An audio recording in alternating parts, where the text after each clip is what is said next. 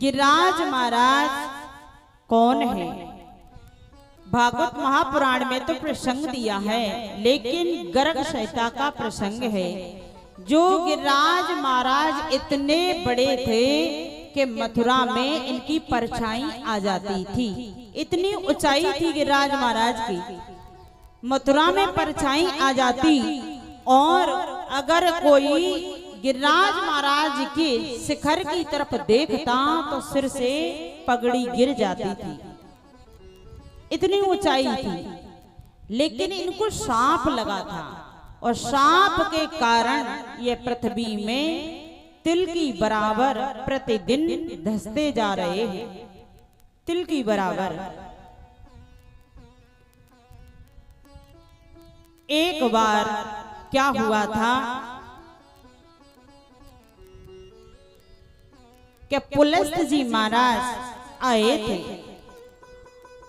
पुलस्त ऋषि का आगमन हुआ कहां?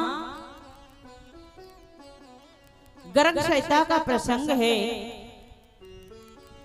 एक समय भगवान श्री कृष्ण ने पृथ्वी का भार उतारने के लिए भूलोक में आते समय श्री राधा रानी से भी उनके साथ चलने को कहा।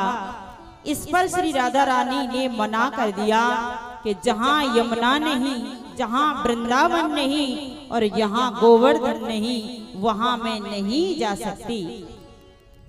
बोले जहां वृंदावन नहीं और जहां गोवर्धन नहीं, वहां नहीं जा सकती। बोले नहीं, वहां नहीं जाऊंगी।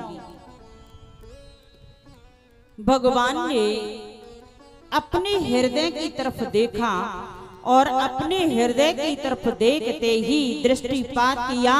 तत्क्षण उनके हृदय से प्रेम अंकुर के रूप में सजल नेत्रों से तेज निकल करके और पृथ्वी पे गिर पड़ा।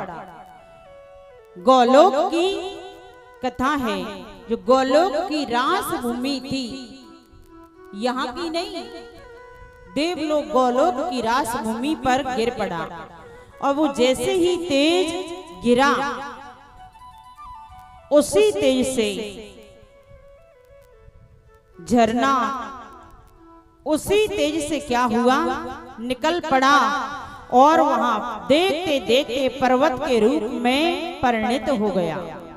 विशाल काय पर्वत, जिसमें कई कई प्रकार के रतन, कई कई प्रकार के झरना, फलों से लदे हुए वृक्ष और सुंदर सुंदर उसी गोवर्धन महाराज की तलेटी में गुफाएं थी।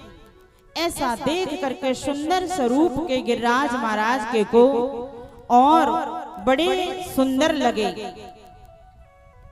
ऐसे कुंजों से सुशोभित थे और नाना प्रकार की दिव्य सामग्रियां थीं। इसे देखते ही श्री राधा रानी बहुत प्रसन्न हुई और भगवान की प्रेरणा से सालमली द्वीप में द्रोणाचल की पत्नी से गोवर्धन का जन्म हुआ। भगवान के जन्मों से वृंदावन और वाम स्कंद से यमुना प्रकट हुई। गोवर्धन का जन्म सुन करके हिमाचल पर्वत, सुमेरु पर्वत, ये सब आए थे बधाई देने के लिए। सभी पर्वत बधाई देने के लिए आए थे और बड़े सुंदर शोभा को प्राप्त हो रहे थे। हिमालय ये भी आए थे, बड़ी श्रद्धा से आकर के इनका प्रणाम किया, इनकी स्तुति की है गिरिराज महाराज। और कहा इनसे, बोले आपके दर्शन करके हम धन्य हो गए, कृतार्थ हो गए। इतने में ही जब जितने पर्वत थे पहले के समय में उड़ा करते थे, उड़ते थे अंतरिक्ष में जो पर्वत थे, लेकिन ये पर्वत कब से उड़ना बंद हो गए, नहीं तो आते जाते रहते थे खूब। जो द्रोण थे, द्रोण की पत्नी के गर्भ से गोवर्धन भगवान का जन्म हुआ, प्रागट्य हुआ। बोले अब हम जरूर जाएंगे। किशोरी श्री राधा रानी ने कहा, जो गिरिराज महाराज हैं, एक छोटे से बालक थे, बड़े सुंदर लगते थे, शोभा को प्राप्त होते थे। वहीं पर पुलस्त ऋषि का आगमन हुआ और पुलस्त ऋषि ने कहा कि मैं तुम्हारे पुत्र गोवर्धन को ले जाने के लिए आया हूं, तो मुझे दे दो। अब द्रोण तो भयभीत हो गए, बोले मैं कैसे दूं? वृद्ध अवस्था में बड़ी मुश्किल से मेरे पुत्र का जन्म हुआ है। और पुलस्त ऋषि इनको लेने के लिए आ गए। पुलस्त ऋषि ने कहा मैं यहाँ से ले जा करके और काशी में इनकी स्थापना करूंगा, काशी में बैठ करके इनकी तलेटी में भजन करूंगा, इनकी चरण शरण में। तो कहा, बोले जो द्रोण थे वो भयभीत हो गए कि क्या पता मेरे पुत्र को लेकर के ये चले जाएंगे, मुश्किल से तो इनका जन्म हुआ है, और अगर मना भी कर दूं तो पता नहीं ऋषि शाप ना दे डालें। इसके भय से अब कुछ कह नहीं सकते, लेकिन भयभीत जरूर थे, कह भी नहीं सकते हैं और हाँ भी नहीं कर सकते। लेकिन उन्होंने कहा कि मैं लेकर के जाऊंगा। गोवर्धन ने कहा कि मुझे लेकर के जाएंगे, नहीं मानेंगे? बोले बिल्कुल, आपकी तलेटी में बैठ करके मैं भजन करूंगा, अपने जीवन को धन्य बनाऊंगा। बोले मेरी भी एक शर्त है, क्या? कि जहां मुझे रख देंगे वहां से फिर मैं पुनः उठूंगा नहीं, फिर मुझे उठा नहीं सकते। और जैसे ही पुलस्त जी महाराज ने कहा बिल्कुल ठीक है, आपकी शर्त मंजूर है, गोवर्धन को लेकर के चले, अपने हाथ पर विराजमान कर लिया। और जैसे ही ब्रजमंडल की भूमि आई, यमुना जी आई और देखते ही गोवर्धन ने पुलस्त ऋषि के मन में लघुशंका की चेष्टा प्रारंभ कर दी। बोले मुझे लघुशंका जाना है। देख करके अपने शरीर को इतना भारी कर दिया कि उनको वजन भी लगने लगा। और पुलस्त ऋषि ने गिरिराज महाराज को वहीं रख दिया और रख करके चले गए कहां? लघुशंका के लिए। समझ रहे होंगे लघुशंका, सब जानते होंगे। चले गए और वहां से आकर के स्नान आदि से फ्री हुए और फिर कहा, बोले चलो अब उठो। उठ क्यों नहीं रहे हैं? जैसे ही गिरिराज महाराज को उठाने के लिए हाथ बढ़ाया और गोवर्धन ने मना कर दिया। बोले मेरी ये शर्त थी कि आप जहां मुझे रख देंगे वहां से फिर मैं उठूंगा नहीं, मेरी ये शर्त थी, आपने पूर्ण नहीं की, तो अब मैं नहीं जा सकता। अब मैं कैसे जाऊंगा?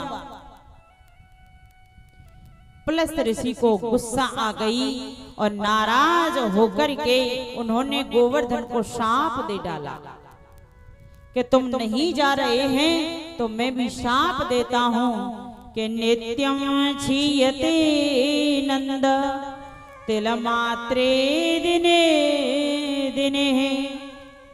मैं भी तुमको शाप देता हूं, नित्यम सक्षीयते नंदा, आप दिन प्रतिदिन तिल की बराबर क्षीण होते जाएंगे, यानी पृथ्वी में धंसते जाएंगे, ऐसा श्राप दे डाला।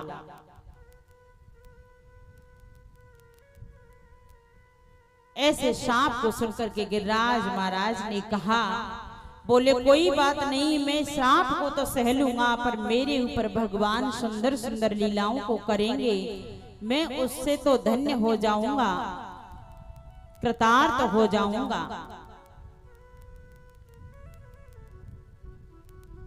गिरिराज महाराज इसीलिए अब वो इतने ऊंचाई थी, इतने बड़े थे और अब पृथ्वी में धंसने के कारण छोटे हो गए हैं। जहां पर पहले परिक्रमा लगती थी, अब वहां की बात छोड़िए, वहां से 1-1.5 किलोमीटर तक अब आश्रम बने हैं, घर बने हैं सबके। पहले बिल्कुल कच्ची तलेटी थी, बहुत दूर तक। ऐसा गिरिराज महाराज की उत्पत्ति हुई। यह है गर्ग संहिता का प्रसंग। लोमस रामायण में वर्णन आता है कि जिस समय भगवान श्री रामचंद्र जी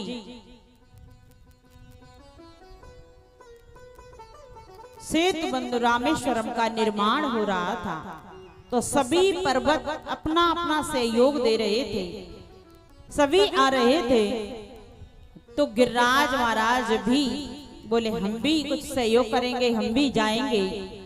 और जैसे ही ब्रजभूमि में गिरिराज महाराज आए तो कहा बस अब निर्माण पूर्ण हो गया, अब निर्माण पूर्ण हो गया, अब आवश्यकता नहीं है। तो जहां पर गिरिराज महाराज को स्थापित कर दिया और फिर कहा बोले हम वहां से आ गए और यहाँ भी भगवान के काम नहीं आए, हमारा क्या होगा, हम भगवान के दर्शन से वंचित हो जाएंगे। तो कहा बोले चिंता मत करो, तुम दर्शन से वंचित नहीं होंगे। त्रेता युग में तुम काम नहीं आए तो कोई बात नहीं, लेकिन तुम द्वापर युग में भगवान के काम जरूर आएंगे। ये ऐसे सुंदर श्री गिरिराज महाराज थे।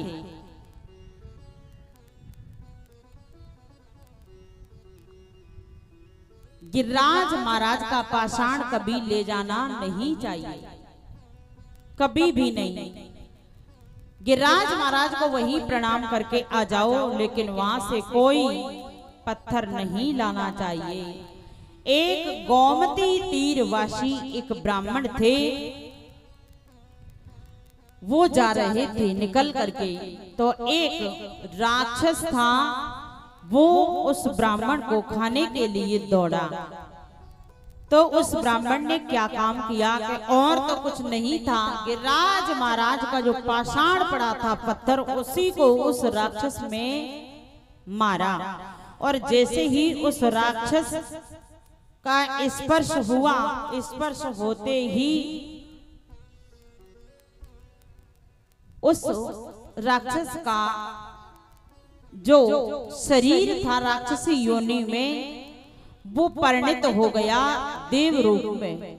और कहा बोले ब्राह्मण देव आपने मेरा उद्धार करा दिया, नहीं तो बहुत समय से मैं ऐसे ही महान कष्ट को भोग रहा था, ऐसे राक्षस योनि में पड़ा रहता, कभी कुछ मिल जाता तो खा लेता, अन्यथा नहीं मिलता तो मैं ऐसे ही पड़ा रहता था।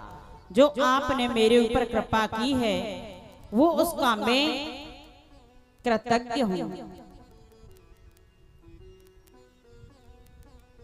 ऐसे गिरिराज महाराज के स्पर्श मात्र से कल्याण होता है।